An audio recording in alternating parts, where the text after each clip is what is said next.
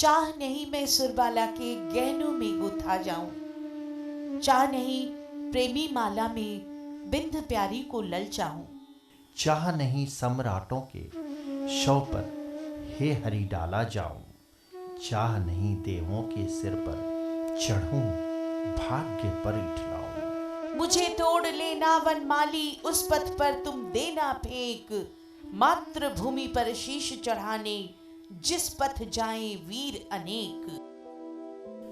पटना के लगभग 90 किलोमीटर दूर नालंदा अंतर्गत एक गांव है बिंद।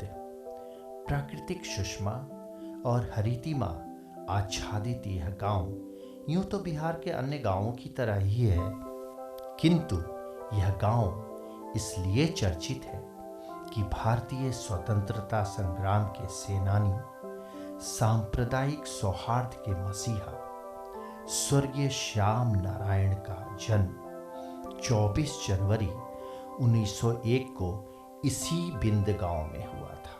मेरे पिताजी स्वर्गीय श्याम नारायण सिंह का जन्म 24 जनवरी 1901 को हुआ था। वो शुरू से ही कुशाग्र और तेज थे। वो जमींदारी के डिसिप्लिन के शासक को अच्छी समझते थे और जनता को भी अच्छी तरह से वो समझते थे। श्रद्धेय श्याम नारायण सिंह मेरे आदरणीय पिता होने के साथ एक सच्चे देशभक्त, समाज सेवी और एक अदम्य साहसी वीर पुरुष थे। भौतिक रूप में उनका शरीर उपस्थित नहीं है, पर अपने सुकार्यों के कारण वे हमारे बीच सर्वदा विद्यमान हैं।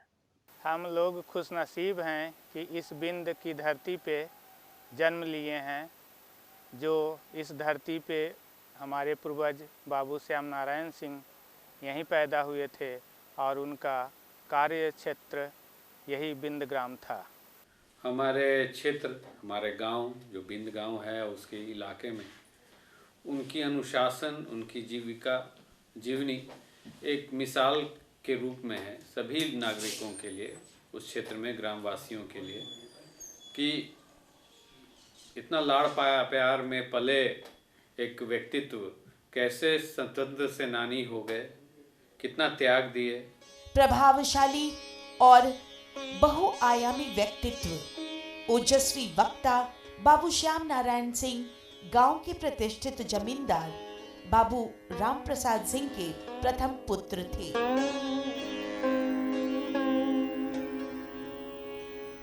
इनकी प्रारंभिक शिक्षा तो गांव की पारंपरिक पाठशाला में हुई।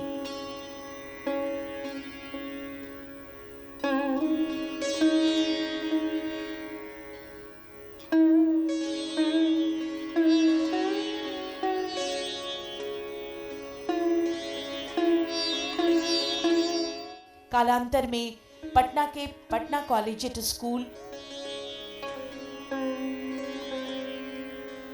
उच्च शिक्षा पटना कॉलेज में हुई। अकादमिक शिक्षा के अतिरिक्त हिंदी, संस्कृत, उर्दू और फारसी का बेहतर ज्ञान था इन्हें। वर्षों वृंदावन के राधा कृष्ण की पावन भूमि में आध्यात्म की गहनता से ओतप्रोत रहे। बाबू श्याम नारायण सिंह बहुत प्रभावशाली वक्ता थे, बहुत अच्छा बोलते थे, शुद्ध हिंदी में बोलते थे और गीता उनकी प्रिय पुस्तक थी। तो इन सब कारणों से पुराना पटना जिला जो है उसके जो प्रमुख नेता हो गए और उन्होंने बहुत काम किया।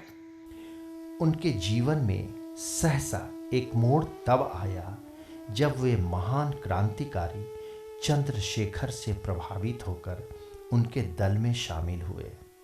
उनके गोपनीय कार्यकलापों में सक्रियता उनकी बढ़ती ही गई। क्रांतिकारी अभियानों में उनकी शिरकत होने लगी। इनके पिता बाबू राम प्रसाद सिंह चिंतित हुए। बाबू अनुग्रह नारायण सिंह उनके पिताजी के अभिन्न मित्र थे। बाबू श्याम नारायण सिंह जब अनुग्रह नारायण सिंह के सानिध्य में पिता के अनुरोध पर आए और कालांतर में बाबू अनुग्रह नारायण सिंह के राजनीतिक गुरु तो को स्वीकार किया। अनुग्रह बाबू के सह प्रयास से गांधीवादी विचारधारा की ओर बाबू श्याम नारायण उन्मुख हुए। श्याम बाबू, जिन्हें श्याम नारायण सिंह नाम था, हम लोग श्याम बाबू के नाम से जानते हैं। इस क्षेत्र में पैदा लेकर के इस क्षेत्र को इतना गौरव बढ़ाए कि कहा नहीं जा सकता है। शिक्षा क्षेत्र में, राजनीति क्षेत्र में, सामाजिक कार्य के क्षेत्र में बहुत बढ़ाए।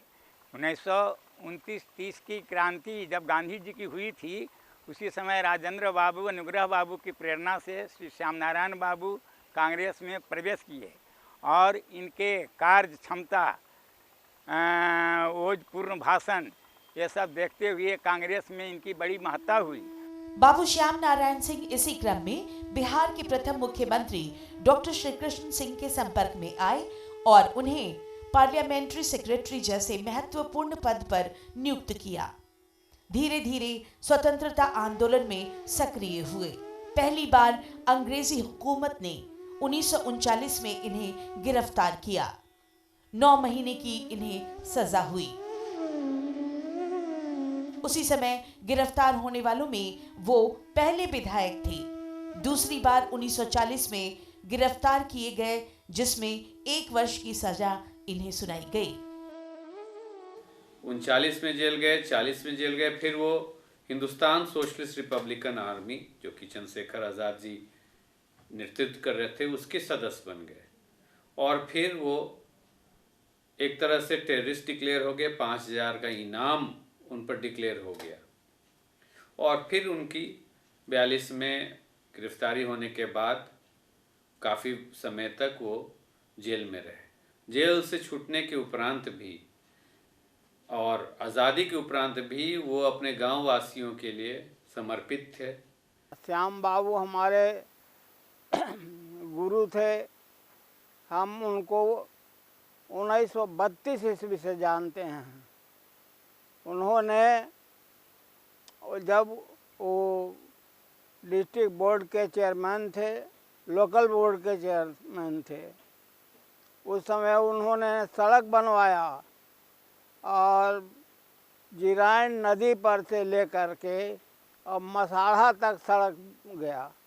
1937 में वो सर्वप्रथम कांग्रेस के तरफ से अस्थाना थाना में खड़ा हुए।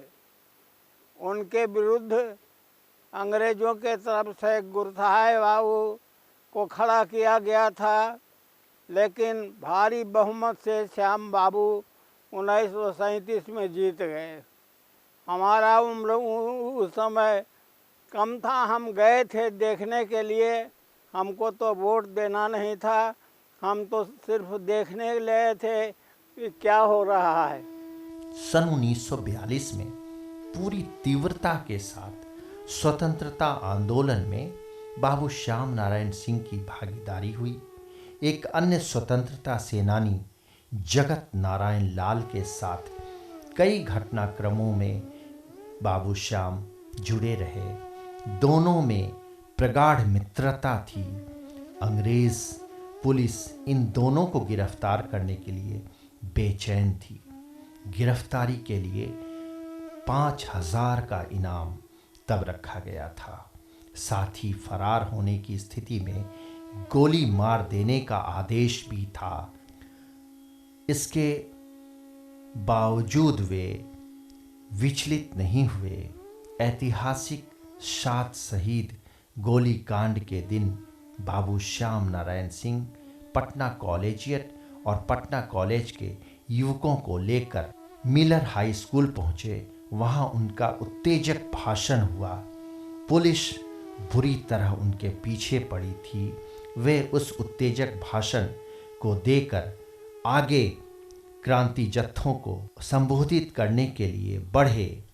तभी पीछे से पुलिस ने उन क्रांतिकारियों के ऊपर गोली चलाई। उनके भाषण से युवाओं में आज़ादी का रक्त संचार हुआ। उसी उत्तेजना और जोश की वजह से सचिवालय पर युवाओं ने अंततः झंडा फहराने में सफलता पाई और 7 शहीद गोली कांड हुआ। बिंद गांव की धरती अपने आप में एक इतिहास है और इतिहास की शुरुआत करने वाले बाबू श्याम नारायण आबू थे, जिन्होंने स्वतंत्रता संग्राम में अपना बढ़ चढ़ कर हिस्सा लिया और यहाँ बहुत सारे सांप्रदायिक दंगों से बचाए। इस दरमियान पुलिस और श्याम नारायण के बीच लुका छिपी का खेल चलता रहा। अंततः एक मुखबिर के विश्वासघात से घात लगाए पुलिस ने इन्हें बावन पुलवा के पास घेर लिया। बचने के लिए श्याम बाबू नदी में कूदकर भागने लगे, लेकिन कामयाब न हो सके। पुलिस की गिरफ्तार में आ गए। इन्हें और इनके अन्य साथियों को रात भर बिहार शरीफ के डाक बंगला में रखा गया। दूसरे दिन बांकीपुर सेंट्रल जेल भेजा गया। 1940 ईस्वी में रामगढ़ में कांग्रेस हुआ, उसमें श्याम बाबू गए थे और उन्होंने अपना भाषण दिया था। 1940 के बाद 1942 के आंदोलन में श्याम बाबू पटना नगर टोली से गिरफ्तार किए गए और गिरफ्तार कर वो वे बांकीपुर जेल में, जो पटना जेल में बंद कर किए गए। पटना जेल में ही श्याम बाबू की मुलाकात डॉक्टर राजेंद्र प्रसाद से हुई। मुलाकात प्यार और अनुजवत रूप में मित्रता के रूप में बदली। इसी क्रम में डॉक्टर श्री कृष्ण सिंह, डॉक्टर अनुग्रह नारायण सिंह, बाबू जगजीवन राम, विनोदानंद झा, के.बी. सहाय जैसे महत्वपूर्ण स्वतंत्रता सेनानियों के संपर्क में बाबू श्याम नारायण आए।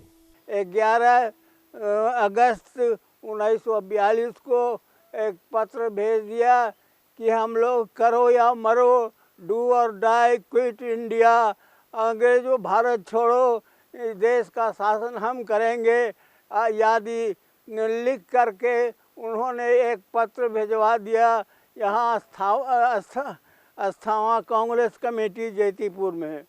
हम लोग भी उसमें तैयार हो गए और सब आदमी जाकर के वहाँ गिरफ्तारी दिया। 1942 के बाद वो कांग्रेस में काम करते रहे। अपने पिता के बारे में मैं तो बहुत ज़्यादा नहीं जानता, क्योंकि 10 वर्ष की आयु में ही उनका निधन हो गया था। और बस इतना देखा कि बचपन में उनके साथ जितना उनके सानिध्य में रहा, बहुत ही समाज के प्रति उनकी संवेदना, परिवार के लोगों के प्रति उनकी संवेदना बिल्कुल वैसी ही थी जैसे आज मैं लोगों से सुनता हूँ। हाँ, मैं खुशकिस्मत हूँ कि मैं प्रत्यक्षदर्शी था। बाबू श्याम नारायण सिंह की जिंदगी में सबसे काबिले जिक्र वाकया ये है कि जब पिता के निधन पर पैतृक गांव विंद में श्राद्ध कार्यक्रम चल रहा था, तभी दंगा भड़का। उनकी दाई मां अपने बेटे छेदी मियां की जान बचाने की गुहार की, तो उसे अपनी हिफाजत में उन्होंने ले लिया। फिर तो ये सिलसिला चल पड़ा। बड़ी तादाद में लोग आ गए। इसमें दरियापुर से लेकर बिहार शरीफ तक के लोग शामिल थे। श्राद्ध का भंडारा अल्पसंख्यकों की जीवन रक्षा में बदल चुका था। उनका बगीचा अब शरण स्थली बन चुका था। 46-47 की जो क्रांति चल रही थी, उसी समय हिंदू मुस्लिम का जो दंगा हुआ था, उसी समय इनके पिताजी का श्राद्ध चल रहा था और ऐसे मुसीबत में लोगों को बचना कठिन था। तो करीब करीब लगता है, जैसा लोग चर्चा करते हैं, 5-6 हज़ार आदमी उधर से भाग कर करके शरण में आए और ये फुलवाड़ी में रख कर करके सब लोगों को 1 सप्ताह तक के भोजन, सुरक्षा हर तरह से पूर्ण किए। गांव के अगल बगल जो उपद्रवी आए थे, सबको स्वयं घोड़ा पर चढ़ कर करके पहरा देते थे, बचाए। और इनका जो बोलबाल था, इनकी जो महत्ता थी, इसके लेकर के कोई सट नहीं सके। पिछली 3 पीढ़ी से हमारे फैमिली के लिए उन्होंने जो किया और उनकी जो फैमिली अभी भी हमारे बहुत सपोर्ट में है, जिनकी बदौलत मैंने अपनी ज़िंदगी की जो पढ़ाई कंप्लीट की है, मैंने उर्दू में एमए किया है, उनकी फैमिली और उनकी सपोर्ट के सहयोग से ही किया है। और मैं तो उन्हें नहीं देखी हूँ, फिर भी अपनी अम्मी और सरस्वती देवी, जिनको मैं दादी बोलती थी, उन लोग से उनकी चर्चा सुनती हूँ। वो बहुत ही महान इंसान थे। जब पूरे देश में 1946 में सामाजिक सौहार्द बिगड़ रहा था, और तब आप ज़रा सोचिए कि इतने बड़े व्यक्तित्व जिन्होंने 6000 मुस्लिम परिवारों को अपने यहाँ शरण दे करके बचाया, कैसा अद्भुत नज़ारा रहा होगा। यही वो कैंपस है जहाँ पर उन्होंने सारे लोगों को बचाया। आज हम याद करते हैं उन दिनों को, और आज की तारीख में जब सामाजिक सौहार्द की स्थिति कहीं न कहीं किसी न किसी जगह पे प्रभावित हो रही है, कितने प्रासंगिक हो जा रहे हैं श्याम नारायण सिंह जी। मुझे गर्व है कि मैं उसी धरती से और वहीं के पास जन्म लिया और इनको देखने, समझने और जानने का मौका मिला। समाज सेवा और शिक्षा के प्रति उनका गहन लगाव था। विशेष रूप से महिला सशक्तिकरण और बालिका शिक्षा को वो एक महत्वपूर्ण आधार मानते थे। अपने गांव बिंद में मध्य एवं उच्च विद्यालय की स्थापना की। यहीं से शिक्षा प्राप्त किए लोग देश विदेश में आज कई उच्च पदों पर आसीन हैं। ये विद्यालय सन 1942 में स्थापित की गई, जो स्वर्गीय श्याम नारायण प्रसाद सिंह के देन है। इनकी देन ये है कि इस विद्यालय के सभी ज़मीनों को इकट्ठा करके लगभग 14 एकड़ ज़मीन में दान में देकर और इस विद्यालय की स्थापना की है। तब से लगातार यहाँ शिक्षा ग्रहण, विद्यार्थियों के द्वारा शिक्षा ग्रहण किया जा रहा है। आज इस विद्यालय की स्थिति ये है कि लगभग 2000 विद्यार्थी 9th, 10th, 11th, 12th में शिक्षा ग्रहण कर रहे हैं। आज तक का ये इतिहास है कि लगभग यहाँ से सैकड़ों विद्यार्थी, छात्र एवं छात्राएं शिक्षा ग्रहण करके ऊंचे ऊंचे पदों पर आसीन हो चुके हैं। बिंद गांव में एक 15 एकड़ में हाई स्कूल बना हुआ है, उन्हीं का देन है। उसका बाउंड्री, उसका कैंपस, पुराना बिल्डिंग सब उन्हीं के नेतृत्व में बनाया गया था। मैं श्याम नारायण सिंह को इस बात के लिए स्मरण करता हूं और नई पीढ़ी के लिए यह संदेश है कि वो शिक्षा के प्रति बहुत गंभीर थे। उनका ये मानना था कि अभिवंचित और समाज के महिला विशेषकर और युवाओं और बच्चों के जीवन का उन्नयन तभी होगा जब उनके हाथ में हुनर और ज्ञान में शिक्षा होगी। तभी तो उन्होंने उस समय बिंद हाई स्कूल की स्थापना कराई, अपने हर तरह के तन मन धन के प्रयासों से अपने संगियों को लेकर, और आज वह स्कूल सरकारीकृत हो चुका है। शिक्षा के साथ साथ धर्म के प्रति भी उनका विशेष अनुराग और प्रेम था। उनके द्वारा स्थापित बिंद गांव में शिव मंदिर है।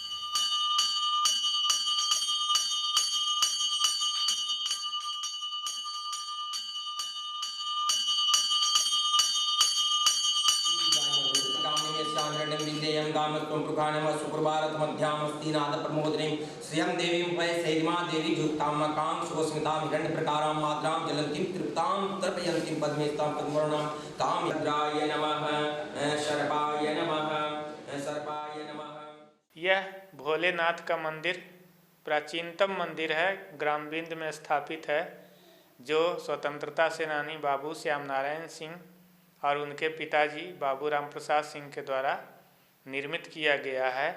यहाँ उनके पूर्वज और वो खुद भी खुद पूजा अर्चना कर योगासन भी करते थे और इन्हीं की प्रेरणा से शांति और सद्भावना समाज को प्रदान कर सके और बहुत कल्याणकारी कार्यों को रूप दिया। और उस बागीचे में कई वृक्ष और पौधे हैं जो औषधीय हैं, खुद उनके द्वारा लगाए हुए। मंदिर के निकट स्वर्गस्थ बाबू श्याम नारायण सिंह की प्रतिमा भी स्थापित है, जिसका अनावरण बिहार के उप मुख्यमंत्री श्री सुशील कुमार मोदी ने 24 जनवरी 1918 में किया था। 24 जनवरी 1901 में जन्मे बाबू श्याम नारायण सिंह का निधन 13 मई 1968 में हुआ।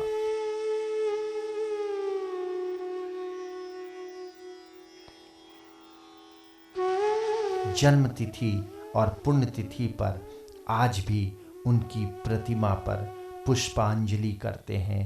उनके स्मरणों को जन सामान्य के बीच साझा करते हैं।